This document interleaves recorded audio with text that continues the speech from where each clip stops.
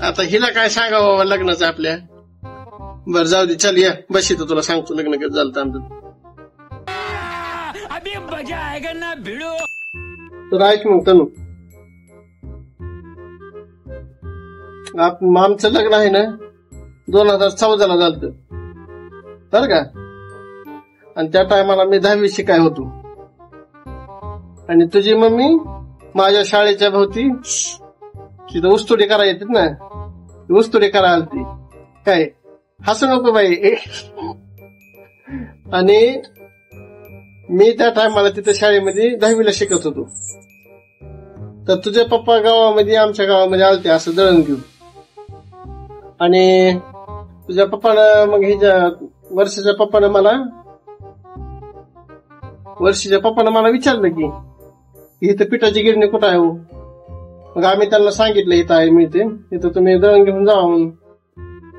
आणि तर मला वाटतंय तनु तुझ्या आजाला मी पहिल्याच नजरेमध्ये आवडलो होतो. त्यांना काय केलं, गावामध्ये चौकशी केली माझ्याविषयी. मग चौकशी केल्यावर माझं काय सगळं चांगलं होतं. त्यामुळं एका दिवशी तुझ्या आजीला जी बाकीची समजा उस्तुडीवरली माणसं होती समजायला गोळा करून माझ्या घरी आली डायरेक्ट. मला विचारलं की लग्न करायचंय का, पण तुम्हाला आमची मुलगी पास आहे का. तसं नाही, तुला माहितीये का तुझ्या पप्पाला माझ्या पप्पाने 2-3 बघितलं होतं. मग माझ्या पप्पानं यायच्या घरी गेले, याच्या आजीला विचारपूस केली तुमचा मुलगा काय करते. मग त्याची आजी म्हणली माझा मुलगा शाळेत जाते 10वीला आहे. मग पुन्हा परत काय करते, ते कामाला पण जातात, गवडीच्या हाताखाली कामाला पण जात तुझा बाप. पुन्हा माझ्या पप्पाने घरच्याला विचारलं आमच्या मामा मामीला करायचं का पोरासोबत, पोरग चांगलं आहे, घर चांगलं आहे, शेत आहे. मग आमचे पप्पा तिकडले माझे मामा हे हो म्हणले. मग माझ्या पप्पानं सगळे गणगोत माझं बोलवलं इथं. आता आपल्या घरी पुन्हा आमचा साखरपुडा केला. काय साखरपुडा केला इथं आमचा. मग 2-3 महिने उस्तुडणी झाली का पुन्हा आपल्या गावाकडं आपल्या खुजड्याला पुन्हा त्या पप्पाचं माझं पुन्हा लग्न लावून दिलं तिथं. लग्न लावताना तर तनु काय सांगायचं तुला, तुझी मम्मी तिथं उस्तुडायला, मी तिथं शाळेत जायला. लय दिवस भारी होते एकदम. तुझ्या आजी तर मला तिथं गेलं होते तर चहा पाणी केल्याशिवाय समजे तिथले जाऊ देत नव्हते. तुझ्या बापाला माझी आई काळ्या चहा मध्ये तूप टाकून द्यायची. तुझे पप्पा काळ्या चहा पितच नव्हते.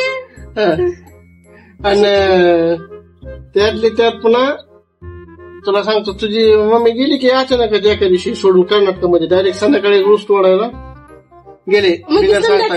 संध्याकाळी गेला. दुसऱ्या दिवशी गेलो मी तिथं शाळेमध्ये तर बघतोच काय तुझी मम्मी निघून गेली गावाकडे तिकडे कर्नाटकमध्ये. मला ते एकदम असं झटकाच बसला. आता मग मला काय वाटायचं की बाबा ही साखरपुडा तर करून गेलेले आहेत, पण ही मला खोटं वाटायचं की ही लग्न करतील नाही करतील. साखरपुडा तर झालेला आहे. हसं नको तू, अजून लय आहे हसाय ऐकायचं. आणि पुन्हा उस्तुडीहून आल्यावर आमचं ही जेव्हा तिकडे कर्नाटकात होती तेव्हा आमचं फोनवर बोलणं ते व्हायचं. त्या टायमाला बॅलन्स नव्हतं, लय लागत होतं त्या टायमाला. आता फुकटचं बोलणं होतं जास्त करून नेट पॅक मध्ये. तेव्हा नेट पॅक लागत नव्हतं, तेव्हा बॅलन्स टॉक टाइमचं टाकावं लागायचं. आणि मग त्या टायमाला मी 200-300 रुपयाचे बोलायचे पैसे टाकू दिवसभर. पुन्हा काय आला मग वर्ष आली तिकडून गावाकडून.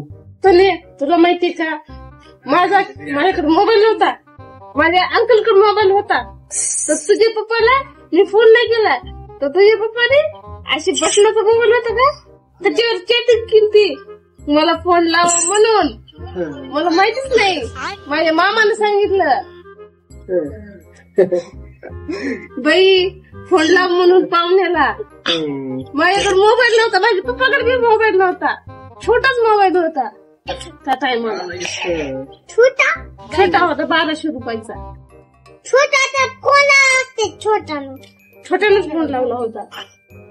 लोकांच्या लग्नामध्ये डीजे लावतेत, बँजो लावतेत, ढोल पथक लावतेत. आमच्या लग्नामध्ये पराती वाजतील तर पराती.